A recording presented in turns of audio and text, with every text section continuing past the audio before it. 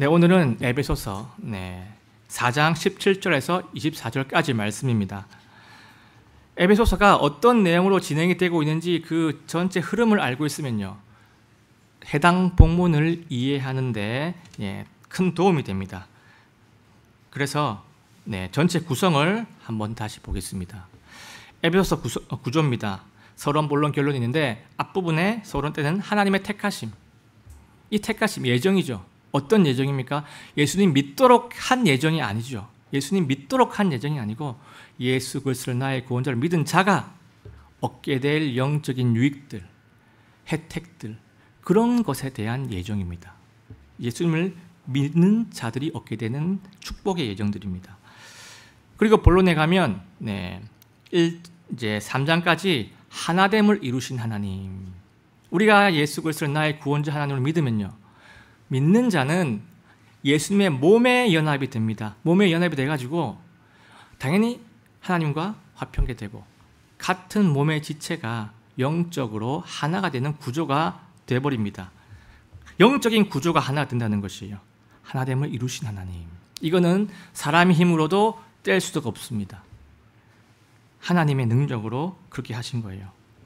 그런데 4장부터는요, 이미 영 하나의 구조가 되어 있는 그 지체들이 그 하나됨을 실제로 드러내는 교회, 그거에 대해서 4장부터 6절 뒷부분까지 말씀하십니다. 근데 지난번에 했던 이 4장 앞부분, 그러니까 1절에서 16절까지는요 어떤 내용이었냐면, 교회가 연합과 다양성 그리고 그 성숙되는 것, 이것이 목표라고 선포를 했습니다. 그리고 오늘은 17절부터 24절까지인데요. 주제가 뭐냐면 믿는 공동체의 삶이 어떤 삶이어야 되는지, 이런 부분에 대한 내용이 나옵니다. 믿는 공동체는 뭘 얘기하냐면요, 교회 공동체를 얘기하는 것이죠. 그래서 이 교회 공동체의 삶이 어떤 삶이어야 하는지 한번 본문에 들어가서 한 절 한 절 보도록 하겠습니다. 자, 17절 18절입니다.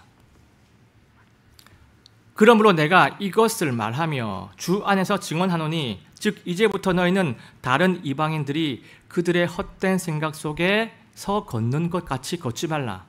그들은 지각이 어두워졌고 그들 속에 있는 무지와 그들의 마음이 눈먼 것으로 인해 하나님의 생명에서 떨어져 있도다. 자, 지금 사도 바울은요, 믿는 이방인들한테 예전 안 믿는 이방인처럼 살지 말라고 지금 선포를 하고 있습니다.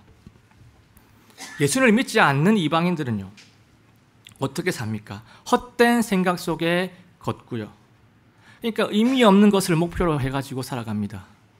가치 없는 것에 내 인생을 바치고 이게 전부인 줄 알고 생각을 하고요, 살아가고요. 그리고 또 뭐 있습니까? 지각이 어두워졌고요, 그리고 마음이 눈이 멀어가지고 하나님에게서 떨어진 사람들입니다.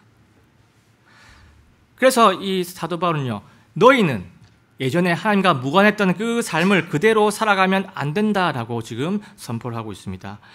육신대로 살아가면 안 된다는 것이죠. 구원을 탁 받고도 삶의 변화가 없다면요, 그것은 내 믿음을 의심해 볼 필요가 있습니다. 내가 정말 예수님을 믿는 것이 맞는 것인가? 내가 정말 예수님을 나의 구원자 하나님으로 영접을 정말로 했나? 내 죄 문제를 해결받고 예수님이 나의 주님이 되셨는가? 성령님의 다스림에 내가 들어가 있는가? 내 상태를 살펴볼 필요가 있습니다. 믿음 덕분에 성령께서 내 안에 오셨는데 이 성령의 영향력이 0이 될 수가 없다는 것이에요. 성령님은요, 하나님의 영이시고 그리스도의 영이시기 때문에 그 성령님이 꽂아 놓은 보릿자루가 될 수가 없다는 것이에요. 사탄의 영에 속한 자하고 성령에 속한 자하고 서로 어떻게 똑같을 수가 있습니까? 뭔가 달라도 달라지게 된다는 것입니다. 구원은요, 반드시 변화가 나타납니다. 구원의 변화 중에 가장 첫 번째가 무엇일까요? 가장 첫 번째, 구원의 첫 변화는요, 바로 예배입니다. 예배자가 되는 거예요. 구원을 받았다는 것은요, 사탄의 종에서 하나님을 예배할 수 있는 자가 되었다는 것을 말합니다. 예배자가 되는 것이 구원받은 첫 번째 변화입니다. 창조물과 피조물 간의 관계가 진짜로 회복이 되면요, 바로 곧바로 이어지는 현상이 창조주를 예배하는 것이 첫 번째입니다. 이것이 하나님과 구원받은 자와의 기본적인, 가장 본질적인 관계의 형태라는 것이에요.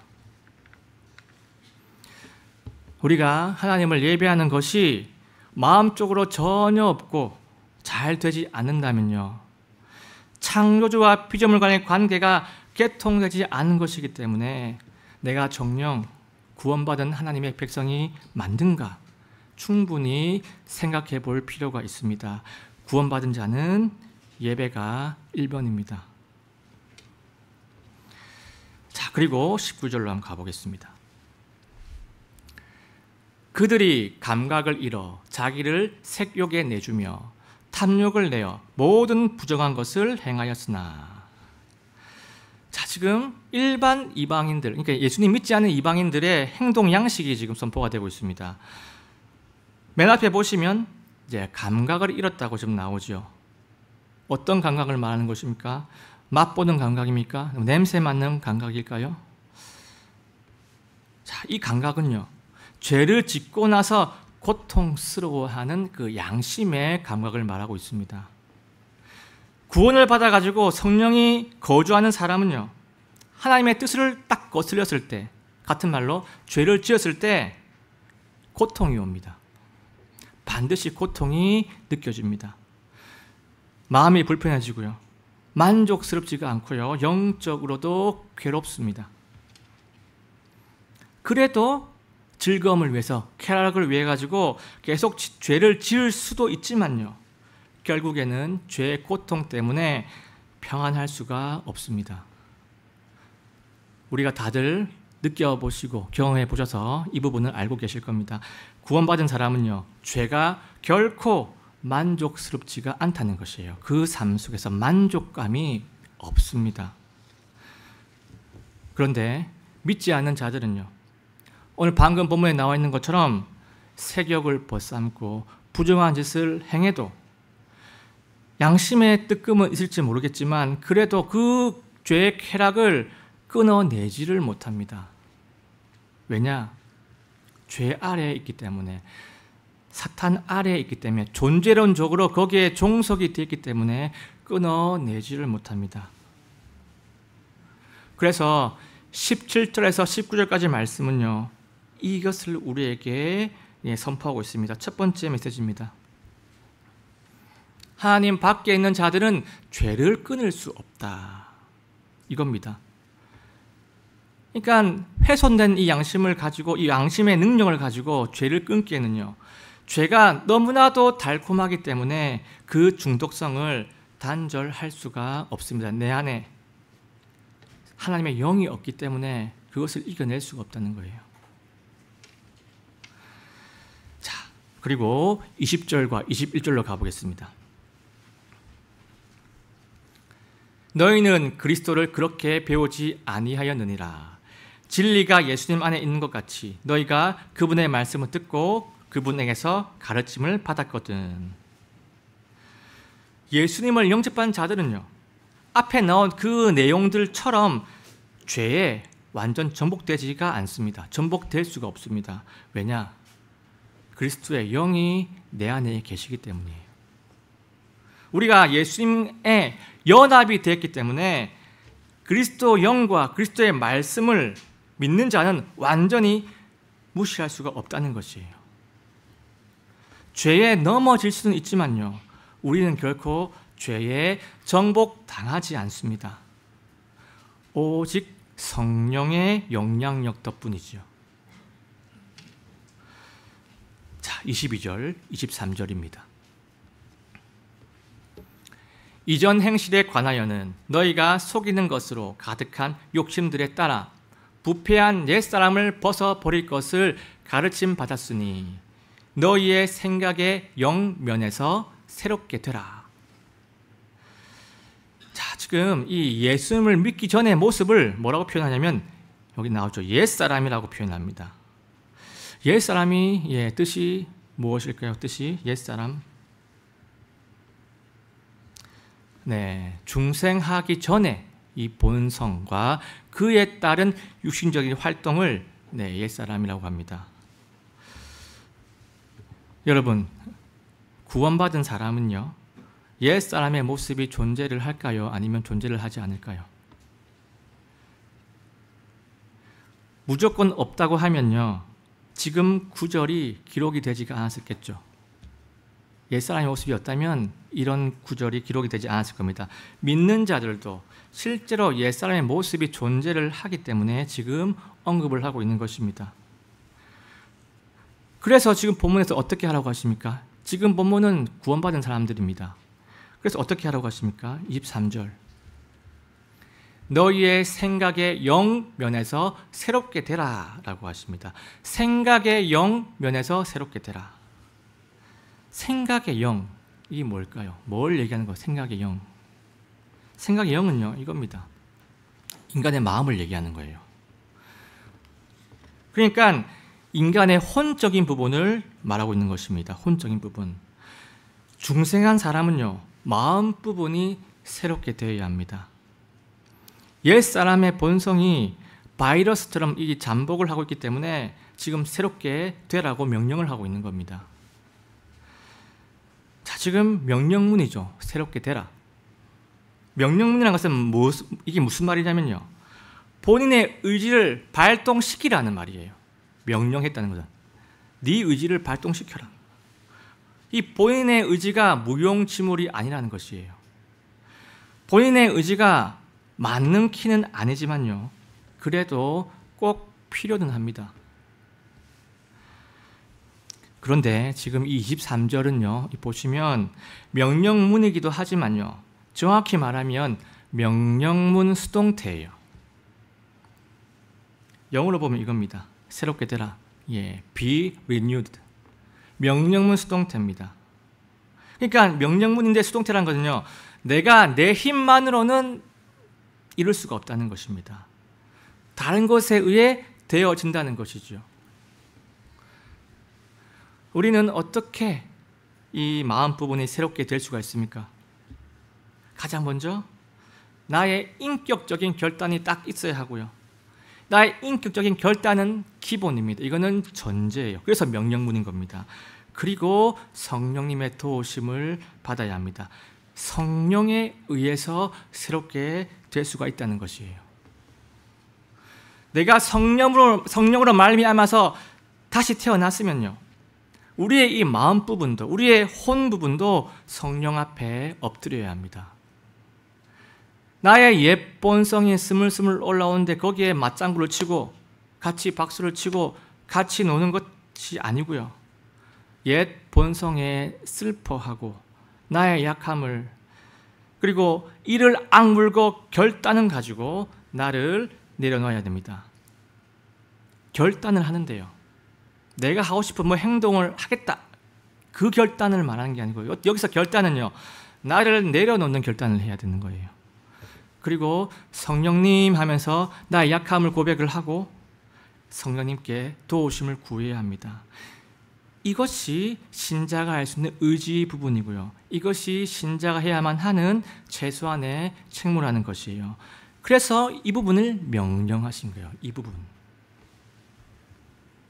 첫째, 옛 본성에 슬퍼하고, 옛 본성이 올라오는데 맞장구를 치고 박수를 치고 같이 노는 게 아니고요, 거기에 대한 안 좋은 감정이 일어나야 되고, 그 다음 멈추기를 일단 결단을 하고요, 그 다음에 성령님께 내 약함을 고백하는 것, 그리고 마지막으로 성령님께 도우심을 구하는 것.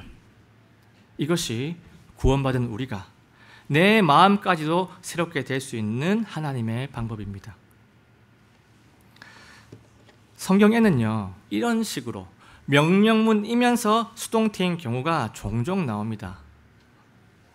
근데 이 명령문이면서 수동태인 이것을 이제 그리스어 문법은 나와 있어요.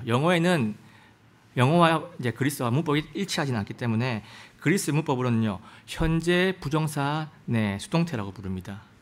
이 형태는요, 반드시 사람의 의지가 필요하고요, 사람의 의지가 마중물이에요.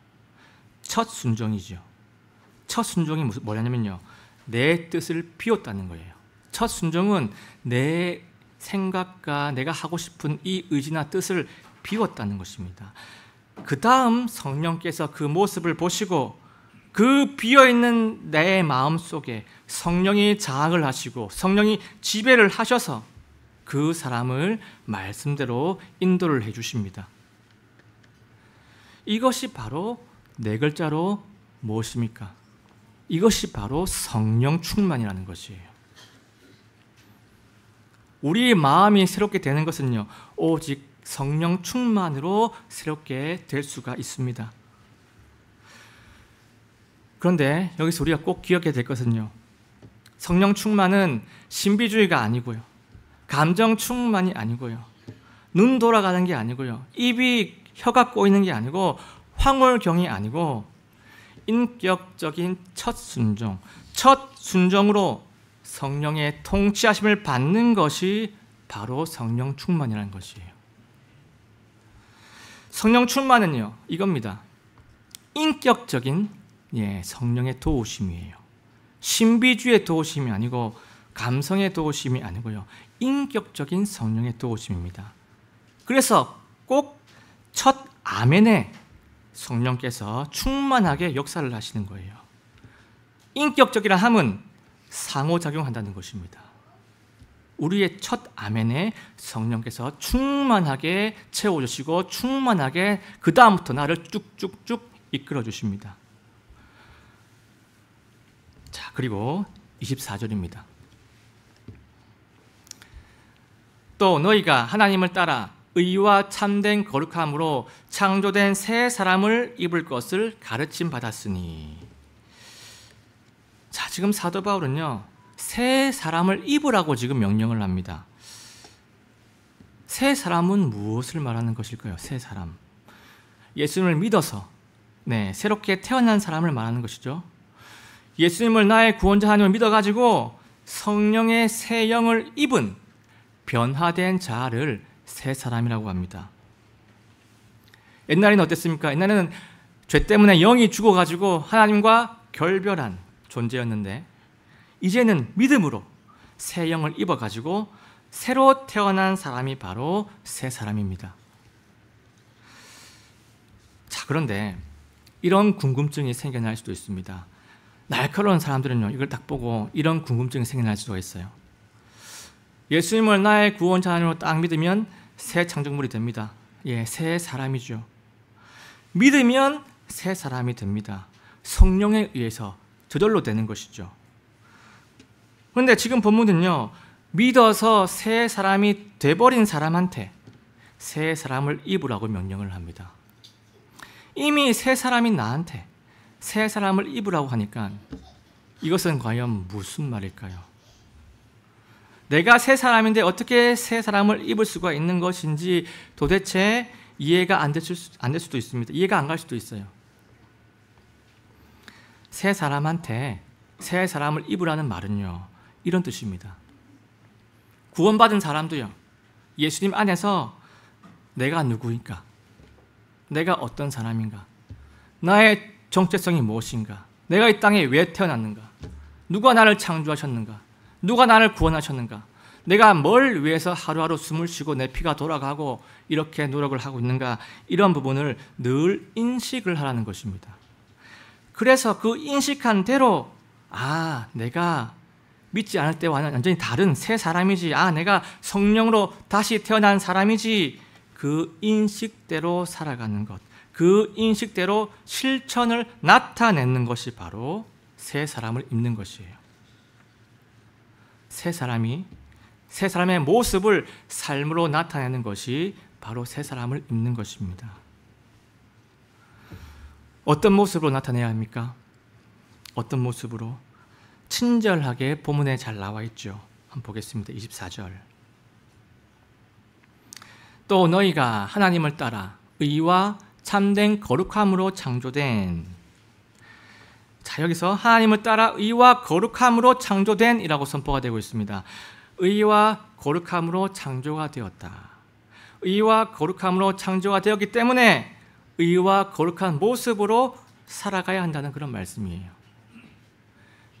의와 거룩한 모습, 과연 어떤 모습을 말하는 것일까요? 이 추상적인 단어죠. 의, 거룩. 그러니까 좀 추상적이어가지고 구체적으로 어떤 것인지 딱 잡히지 않을 수가 있습니다. 자, 그래서 의가 뭐냐면요. 의는 이제 그리스어로 디카이 오시네입니다. 디카이 오시네. 그런데 이 의는요, 디카이 오시네는요, 뜻이 뭐냐면요. 하나님과 바른 관계, 하나님과 충돌하지 않고 조화를 이루는 상태, 이것을 의라고 합니다. 그리고 다시, 그러니까 똑같은 말로 하나님의 뜻과 일치하는 상태가 바로 의입니다. 의의 기준은요, 하나님이세요. 의의 기준은 하나님의 뜻이라는 것이에요. 선해 보이는 것, 바르게 보이는 것, 옳게 보이는 것, 내 생각에, 내 양심의 기준에서 옳게 느껴지는 것이 이게 의가 아니고요. 하나님의 뜻이 절대적인 기준입니다. 창조주와 어긋나는 것은 다 불의라는 것이에요. 그래서 사형제도 금지가 불이고요. 동성애 존중이 불이고요. 자기의가 다 불이라는 것입니다. 의라는 것 앞에 내 생각이 들어가면 안 됩니다. 의가 아닙니다. 그러면 의롭게 사는 것은요, 하나님의 뜻대로 살아가는 것이에요.